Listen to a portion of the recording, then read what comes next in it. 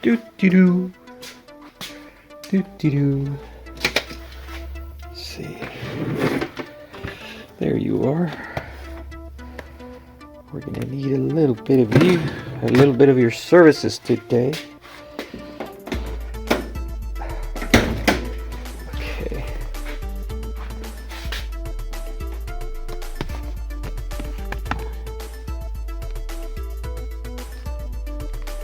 Okay, she's functional. Oh, I gotta get this cable. It's my USB for my CB black box. Okay. Just wish this thing would work fine. A little bit better. I hate these mousy thingies. Nothing beats a mouse. That thing just makes my life a living hell. Okay, but who cares? Let's see. Let's just do this real quick. Turn on the ignition. Ta-da. I need to power this up. Oh, gotta lower the volume on this thing because it's blasting. Turn it off. Okay. Okay, we're on. We're on, man. Okay, so what I'm doing. Okay. I want to highlight that right there. That's what I highlighted. That is my current timing on my idle. So what is he doing? I'm actually gonna up it to 12 degrees. So I'm gonna fill. Okay, those things are 12 now. And send.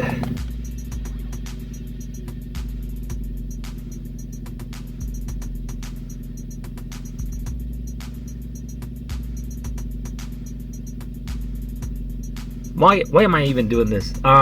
Reason is my RPMs are like 700, and it's a little on the low side. You know, it's idling, so I want to get more air going through the cylinders and the heads. So if I up my timing, that should increase my RPMs, and I don't really want to mess with the screws on the IDFs, because right now the damn thing is perfect when it's cold. It idles perfect when it's cold, and it idles perfect when it's hot.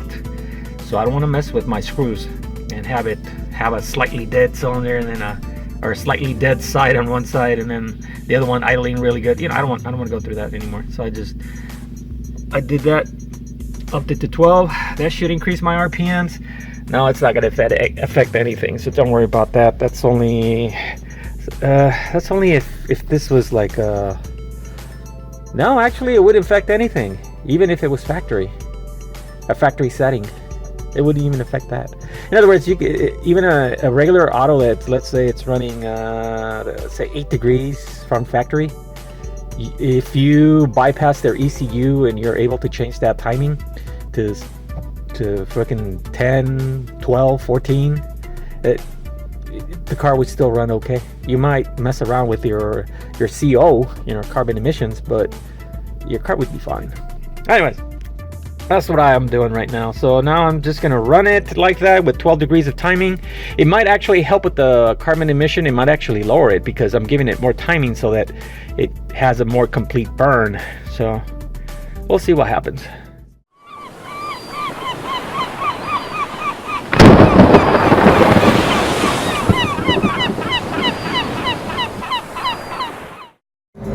I just had to go for a drive. It's a beautiful day. Not too hot, not too cold. It's just right. Está bien chingón el día. Ni caliente ni frío. Bueno, I gotta go back and get started on blue. We got the parts. We got the rubber boots for the CB. The CB tubes. Or whatever those things are called. Want to put those on and we'll see if we can get blue back on the road. Y hay que darle pata. All right, now it's fully warmed up. Look at that. It's almost at 800. least it gained 100 RPMs.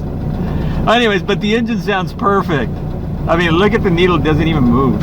Or it hardly moves, the RPMs. Anyway, this is what I was after. Oh, I almost forgot.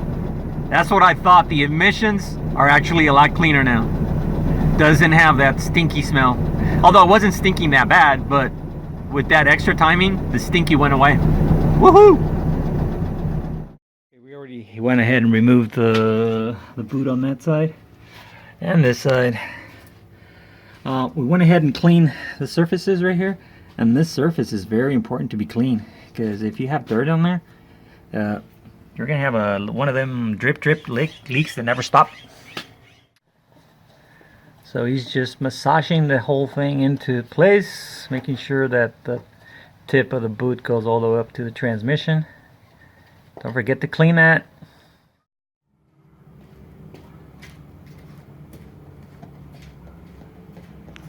Now he's just tightening all the hardware. This is so much easier without the motor being in the way. I mean, even though it's a little on the awkward side, it's way better than being on your back. So what I just did is I just welded all the holes for the rear tin, because he's not going to use the heaters. I asked him, "Are you sure you don't want to use your heaters?" He goes, "Nah, they had too much trouble. These hoses can end up getting broken or whatever. They look like shit." And he goes, "Nah, just cover them up." So I went ahead and covered this one up, that one up, that one up. I just used some big washers that I had.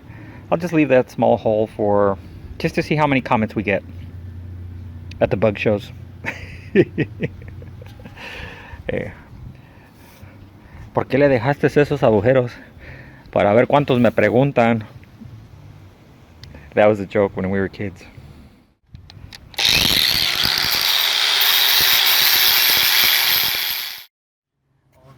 Okay, so I got this ready. I'm gonna go ahead and primer this and paint it black. Okay, so what he's doing is basically tightening up the clamps, but when you tighten up the clamps, you don't tighten it when it's perfectly straight, 12 o'clock. You want to do that at 11 o'clock or 1 o'clock, sideways, always sideways. That is the general rule. All right, we got our boots in. They're nice and shiny, shiny, shiny, shiny. All right, we're gonna put the motor back on. See how that goes. Engine's going up. Okay, you're gonna have to push it forward. No? Yeah. Right there. Okay. Up. Okay, hold on right there. Hold on. Yeah, it's about to hit right there. Let's see, how close are we? Oh, we're too close. We're gonna have to lower it a little bit and then just tilt it that way. We're gonna tilt it that way, the top. Okay, push it in. Right there. Go. So I'm just pushing it back from here. So it's sideways so that this place begins to clear everything. Okay, push it forward now. A little bit more. See, this is where you're gonna need your Eddie's help. Yeah.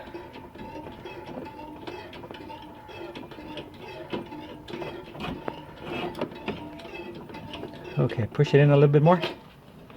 There you go. Right there. Right there. Hold on. Let's see where we're at. Down there. Push the cable in, the fuel cable in. This one? Yeah, push it into the hole. Because once the engine is up, that is a hell to get it in through there. Or what they call it, a pitta. Pain in the ass. Oh. They call it a pitta. That's a pitta. So you got to do that to avoid the pitta. See this side. Oh yeah, we got to get this wire out of here before it gets trapped there. And then we have sparks. Okay. All right, we're just gonna hold on. Let me see where we're at. No, right there. It actually goes up further. Keep going up. Yeah, keep going up.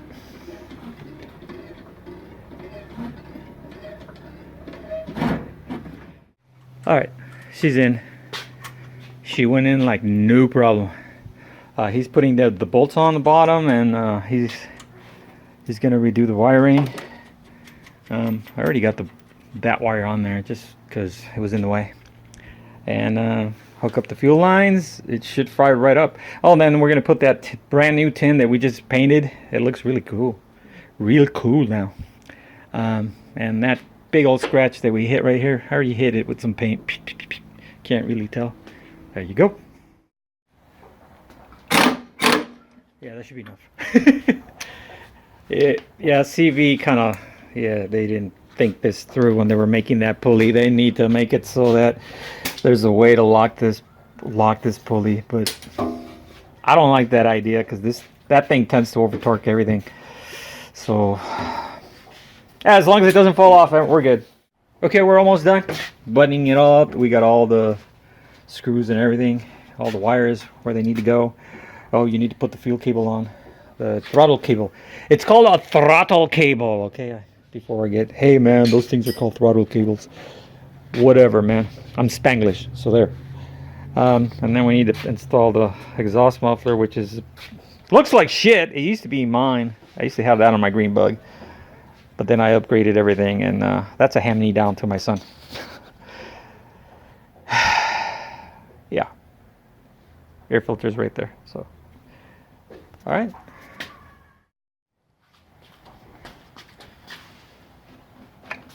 She's starting to look like normal. We just need to put the metal thing there and the exhaust. All right, we got the tin in. Man, that looks beautiful now. Yeah, we're gonna have to get the seal for this because this thing is just all falling apart. But we're gonna get the one that's made out of rubber, the one that's kind of like the green bug. That thing is like more professional looking. This is like aftermarket crap they sell. So, yeah. Anyways, he's just gonna put the bolts on, and that should be done for that. We could literally fire it up, but we don't have a muffler. This muffler has too many cracks, so my son's gonna weld over the cracks. Yeah, keep it alive, because we don't want to buy another muffler.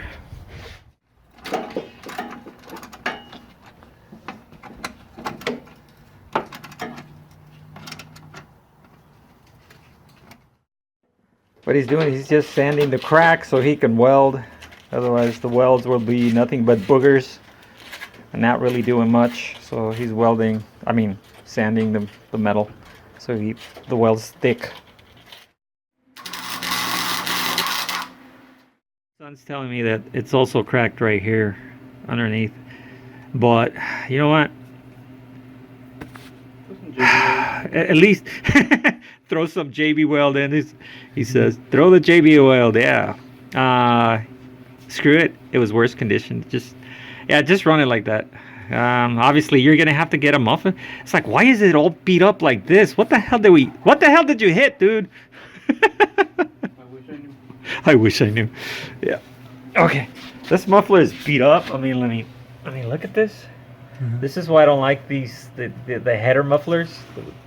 Those, they're nasty because they always scrape. I mean, look at it. It's beat the crap. Oh well.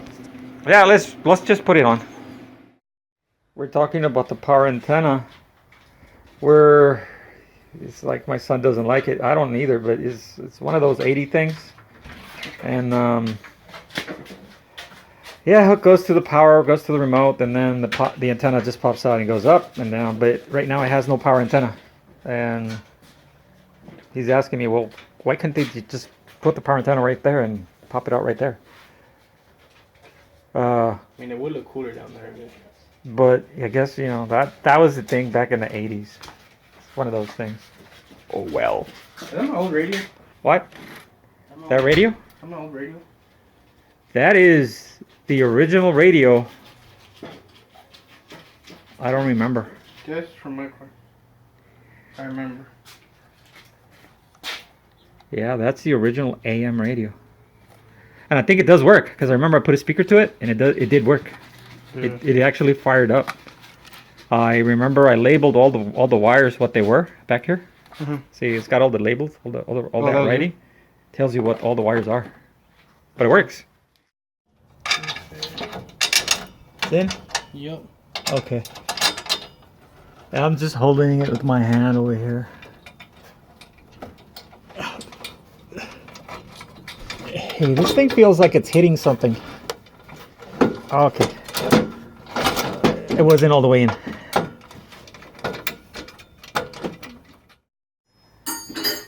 She's all ready. Everything's done. Everything's been buttoned up. It should start right up. So he's gonna jump in and try to start it. We still have it on those woody thingies because our safety triangles are still underneath the GTI, which is on the side of the house. And yeah, basically this is the way it turned out. Ooh, she looks beautiful. See what happens.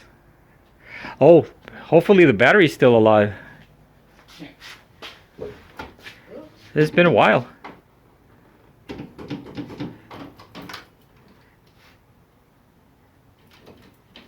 Oh, it did.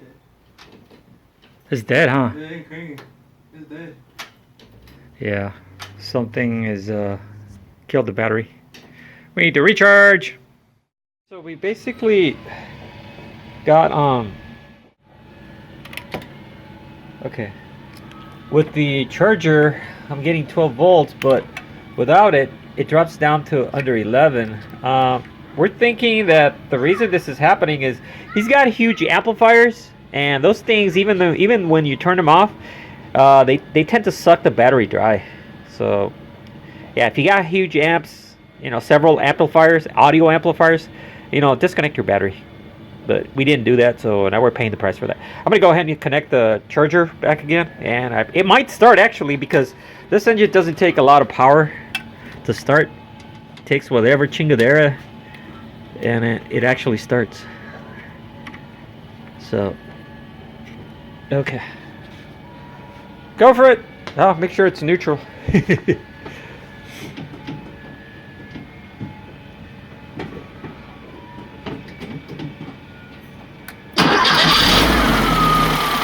Oh my god, it started right up like nothing.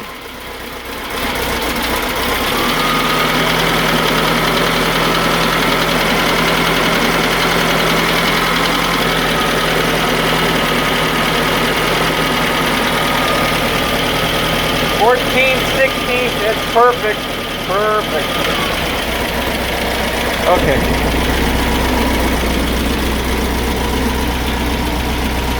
Awesome. Okay.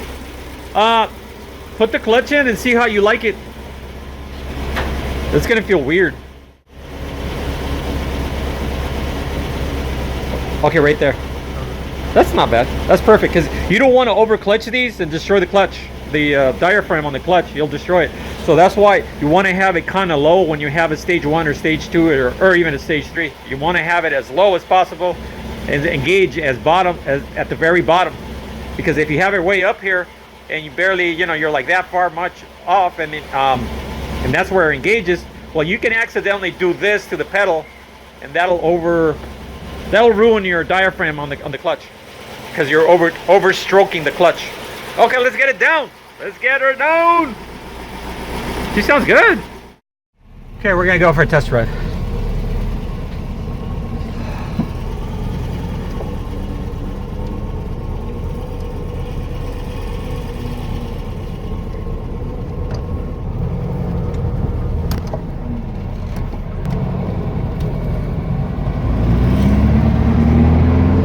Okay, that should have given you a shudder. Yeah, that would have. I couldn't get off the first gear to save my life.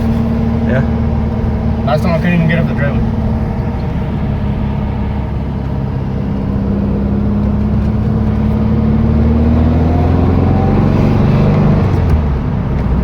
Oh yeah, clean drives. Fine. Feels weird driving it. I bet it does. Because you've been driving the GTI, nothing but your brand new GTI. This is your new clutch settings is gonna throw you off and go, what the fuck? Well, the clutch is not even that bad, to be honest. It's kind of easy. Huh? I find it kind of easy, not too bad. Okay. You know what's throwing me off, hella? The brakes. I feel like I don't want to stop. That's because you're used to power brakes. I'm used to the big brakes on the GTI. Yeah. Oh, I miss feeling low. This is low, Oh, compared. yeah, my GTI is like a monster truck compared to this. Yeah, he's saying his GTI is like a monster truck compared to this. This thing is nice and low. Okay, go slow and then try to feather the clutch. See how you like it. It does a little bit. I can feel like but It was nothing though. that's nothing. Before. Yeah, I know. Okay, we are done. This is it, senores. We've got the damn bug fixed. It's yeah, she's fixed. All right, this is pretty much the video. Adios, muchachos. Yeah, let's just put the charger back on. Yeah. Anyways, this is a charger that I used to use for my experiments in my old job. Then the company closed down and they said, take whatever you want. I'm like, woohoo! It's mine! Alright. Okay. Oh, you're checking your air pressures? Yeah. Time to check those suckers because you just don't want to be that guy on the freeway.